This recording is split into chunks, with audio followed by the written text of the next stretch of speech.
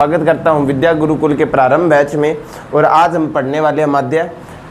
अभी हम माध्य के सारे फॉर्मूले समझेंगे, माध्य क्या है वो समझेंगे, है ना। तो माध्य के बारे में बात करने वाले हैं। तो मैंने ये बताया था कि केंद्रीय प्रवृत्ति होती है ना, यानी बीच में कौन रहेगा। और बीच अपने जब एक डाटा इकट्ठा करते हैं, आंकड़े इकट्ठा करते हैं, आंकड़े यानी नंबर्स, ठीक है। तो अपने को पता लगाना होता है कि इनके बीच में कौन रहेगा, यानी सबसे मेन डाटा कौन सा है, इसे केंद्रीय प्रवृत्ति कहते थे। और इसे मापने के लिए अपने किसका यूज़ करते थे, माध्यक का और बहुलक का। तो जो माध्य वो के केंद्रीय प्रवृत्ति की माप है, जिसमें अपना क्या करते थे, जितने भी अपने को संख्याएं या जितने भी नंबर दिए जाते थे, अपने क्या करते थे, उनका औसत निकालते थे, एवरेज निकालते थे। एवरेज कैसे निकाला जाता है, सबको जोड़ दो और जितने नंबर थे उससे डिवाइड कर दो तो एवरेज निकलता था। तो ये परिभाषा लिखते हैं, यह केंद्रीय प्रवृत्ति की माप है। केंद्रीय प्रवृत्ति यानी बीच में कौन रहेगा, प्रवृत्ति की माप है जो आंकड़ों यानी नंबर्स का, जो अपना ने इकट्ठे किए है, आंकड़ों का औसत होती है। औसत यानी सबको जोड़ना और फिर उसे डिवाइड कर देना। जैसे कि मैं आपको एक उदाहरण देता हूँ, यहाँ पे उदाहरण देता हूँ आपको एक पहले उदाहरण कि यार मान लो आप क्या कर रहे हो, आप एक बंदे से पूछ के आए, केले वाले के पूछ के आए कि आप मान लो वो सुबह 4 घंटे हो गए काम करते हुए, तो आपने पूछा कि आपने इन 4 घंटों में कितने केले बेच लिए। तो वो क्या करेगा, वो औसत निकालेगा। क्या करेगा, वो औसत निकालेगा। अब कैसे निकालेगा मैं बताता हूँ। वो बोलेगा यार पहले जो 1 घंटा था ना, पहला 1 घंटा, उसमें मैंने क्या किया था, यानी घंटे, ठीक है, मैंने उसमें 4 केले बेचे थे। दूसरा जो 1 घंटा था, यानी दूसरा वाला घंटा था, ये सेकंड आवर था जो, ठीक है, उसमें मैंने क्या किया था, उसमें मैंने 2 केले बेचे थे। जो मेरा तीसरा घंटा था, थर्ड आवर था, उसमें मैंने कितने केले बेचे, उसमें मैंने 3 केले बेचे। और जो मेरा चौथा घंटा था, उसमें मैंने 5 केले बेचे हैं। ये बोलेगा, कुछ ऐसा बोलेगा वो। तो अब क्या करोगे आप, वैसे बोलेगा आप, तो आप क्या करोगे, एवरेज बताओगे। क्या करोगे, एवरेज बताओगे। अब कैसे बताया जाता है, आप बोलोगे पहले घंटे में 4 बेचे, दूसरे घंटे में 2 बेचे, तीसरे घंटे में 3 बेचे, चौथे घंटे में 5 बेचे, ठीक है। अब कितने घंटे काउंट किया आपने, तो आपने देखो पहले घंटे में यानी 1 घंटा, दूसरा घंटा, तीसरा घंटा यानी 3 घंटे हो गए, और चौथा घंटा यानी 4 घंटे। तो आपने कितने घंटों का काउंट किया, ये कितने घंटे लिए, कितने घंटों में लिए है, 4 घंटों में, है ना। तो अब आप सबको जोड़ो, 4 और 2 8, 8 और 3 11, 11 और 5 16, और 16 को 4 से डिवाइड किया तो कितना आएगा बच्चों, 4 आएगा। इसका मतलब उसने हर एक घंटे में कितने केले बेचे हैं, हर एक घंटे में 4 केले बेचे हैं। तो वो क्या बोल सकता है, वो ऐसे बोलने की बजाय कि 1 घंटे में मैंने 4 बेचे, 2 घंटे में मैंने 2 बेचे, तीसरे घंटे में मैंने 3 बेचे और चौथे घंटे में मैंने 5 बेचे। वो क्या बोल सकता है कि मैं लगभग ना हर एक घंटे में कितने केले बेच लेता हूँ, 4 केले बेच लेता हूँ। आसान हुआ ना, देखो ज़्यादा नहीं बोलना पड़ा, थोड़ा बोलना पड़ा। और यही तो संख्यायिकी का फायदा होता है कि जो ज़्यादा चीज़ें, ज़्यादा नंबर है, उन्हें छोटे एक समरी में, छोटे नंबर में कन्वर्ट करना। 4 नंबर से देखो मैंने 1 नंबर में ही कन्वर्ट कर दिया। तो यही क्या है, यही माध्य है, यही केंद्रीय प्रवृत्ति होती है। समझ आया आपको। तो ये केंद्रीय प्रवृत्ति की माप है, यानी ये बताते हैं कि सबसे मेन डाटा कौन सा है, सबसे मेन डाटा 4, ठीक है। और ये क्या होता है, ये आंकड़ों का क्या होता है, औसत होता है। क्या होता है ये आंकड़ों का औसत, यानी सबको जोड़ दो और जितने भी नंबर थे 1 2 3 4, उससे क्या कर दोगे आप, डिवाइड कर दोगे, जिससे आपको क्या मिल जाएगा, आपका माध्य मिल जाएगा, ठीक है। अब देखो बच्चों, अगर आप ध्यान से देखते हो, ये जो डाटा है ना, ये क्या है, अवर्गीकृत है। ये क्या है, अवर्गीकृत है। मैंने बोला पहले में 4, दूसरे में 2 केले बेचे, तीसरे में 3, चौथे में 4, है ना। ये अवर्गीकृत है, सीधे है। वर्गीकृत में अलग होगा। अपने को जितने भी क्वेश्चन देखने हैं ना इस बुक में, वो कैसे डाटा पर होंगे, वर्गीकृत होगा, ठीक है।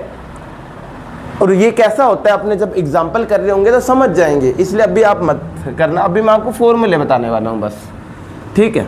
तो आप फॉर्मूले देखना बस अच्छी तरीके से। देखो जब अवर्गीकृत डाटा होता है, जब अवर्गीकृत डाटा होता है। तो आपको क्या करना है, तो आप क्या करोगे, जितने भी आंकड़े थे उनका जोड़ कर दोगे। इस निशान को अपने क्या कहते हैं बच्चों, इस निशान को अपने सिग्मा कहते हैं। क्या कहते हैं, सिग्मा।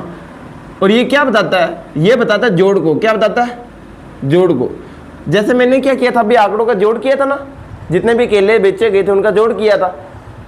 तो आंकड़ों का क्या करना है, आपको जोड़ करना है और नीचे डिवाइड करना है। किससे डिवाइड करना है कि कितने आंकड़े थे। मान लो आपने 5 आंकड़ों का यानी 5 नंबर का जोड़ किया तो आप नीचे क्या लिखोगे, 5।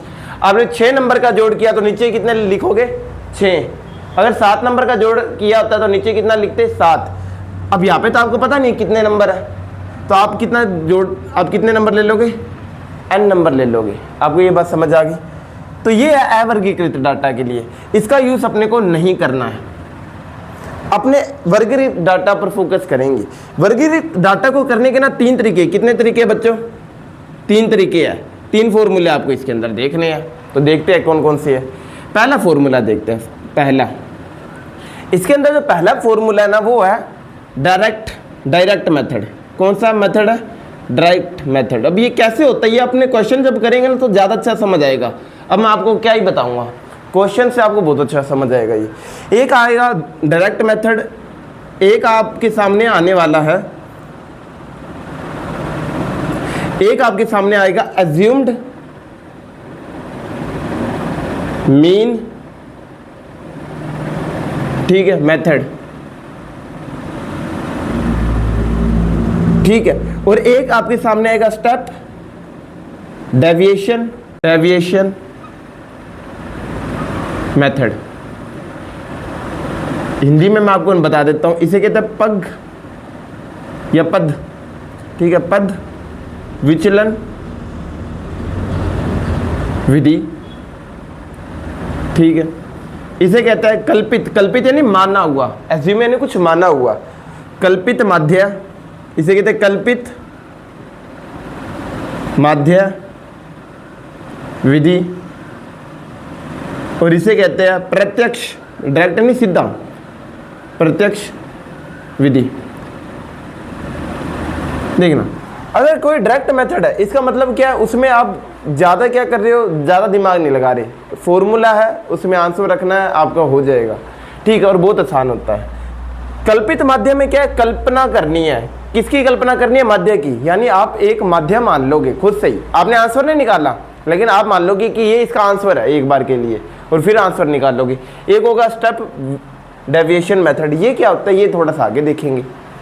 तो डायरेक्ट मेथड का फॉर्मूला क्या है, इसका फॉर्मूला लिखते हैं।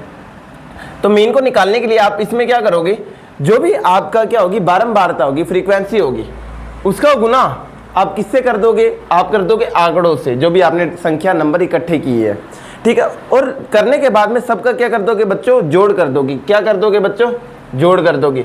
और फिर जितनी भी बारंबारताएं थी उससे क्या कर दोगे, भाग। बारंबारताएं यानी जितनी बार भी आंकड़े रिपीट हुए थे, यहाँ पे क्या थे, यही तो था कि कितनी बार नंबर मैंने जोड़े हैं, तो अपने उससे डिवाइड करते थे। यहाँ पे क्या है कि कितनी बार नंबर रिपीट हुए हैं, यानी सेम ही तो है, तो ये आ गया। तो ये लिख दिया आपने, जितनी बार भी नंबर रिपीट हुए हैं ना, मान लो 4 बार हुआ, एक 4 नंबर है वो 4 बार रिपीट हुआ है, एक 2 नंबर है वो 2 बार रिपीट हुआ है, एक 3 नंबर है वो भी 2 बार रिपीट हुआ है। तो मैं क्या करूंगा, मैं बोलूंगा मेरे पास कितने नंबर है, 4 तो मेरे पास 4 है, 2 मेरे पास 2 है, और 3 मेरे पास 2 है। तो कितने नंबर हो गए मेरे पास, 4 2 6, 6 और 2 8। तो मैं यहाँ पे 8 से डिवाइड करूंगा। समझ आ गया, यानी कोई नंबर कितनी बार रिपीट हो रहा है, इसे फ्रीक्वेंसी कहते हैं। जितनी भी नंबर की फ्रीक्वेंसी आप क्या करोगे, सबका जोड़ करोगे। तो ये बात समझ आना चाहिए, ठीक है। फिर आता है एज्यूम्ड मीन मेथड। इसमें क्या आप एक को आप आंसर मान लोगे, मैंने मान लिया मेरा आंसर ए है, और उसमें क्या है, उसमें सेम का सेम फॉर्मूला होगा एफ, लेकिन यहाँ पे आपको डी लेना। अब डी क्या होता है, क्वेश्चन से ही समझ आएगा, इसे डेविएशन कहते हैं, ठीक है। इसे आप फ्रीक्वेंसी से भाग दे दोगे। और स्टेप डेविएशन ये बोल रहा है कि एक स्टेप आगे। तो इसमें क्या है, ए तो जोड़ना ही है, ए के साथ में ये भी जोड़ना है एफ, और नीचे भी एफ रखोगे। लेकिन यहाँ पे क्या रखना, यहाँ पे डी था, यहाँ पे क्या रखोगे, यू रखोगे। और गुना किसका करोगे बच्चों, यहाँ पे एच का गुना करोगे। किसका गुना करोगे आप, एच का गुना करोगे। तो ये फॉर्मूले हैं। देखो, कुछ भी करने से पहले फॉर्मूला आना चाहिए। अब ये कैसे यूज करने हैं ये तो अपने समझेंगे। ठीक है, हालांकि मैं आपको थोड़ा सा बता देता हूँ। डायरेक्ट मेथड कब यूज़ करना है, जब नंबर है ना वो छोटे छोटे हो, गुना भाग करना क्या हो आसान हो, तो आपको ये मेथड यूज़ करना है। जब नंबर थोड़े बड़े आ जाए तो आपको ये वाला मेथड यूज़ करना है। और अगर नंबर ऐसे आ जाए जिसमें कुछ कॉमन हो, जैसे मान लो मैंने क्या बोला 10, 20, 30, 40, ये आंकड़े हैं मेरे पास। अगर आप इन्हें ध्यान से देखते हो तो इसमें क्या कॉमन है बच्चों, इसमें 10 कॉमन है, 10 इसमें भी है, इसमें भी 10 छुपा है ना, 2 और 10, इसमें 3 और 10 छुपा है, और इसमें 4 और 10 छुपा है। तो जब कोई चीज़ कॉमन आप ले सकते हो तो आपको कौन सा फॉर्मूला लगाना है, ये वाला फॉर्मूला लगाना है। और जब क्वेश्चन करेंगे ना आपको मज़े आ जाएंगे, क्योंकि यही बात आपको बहुत मदद करने वाली है। अब आप फॉर्मूले पर फोकस करना और जल्दी मिल लेंगे हम क्वेश्चंस के साथ में। जय हिंद।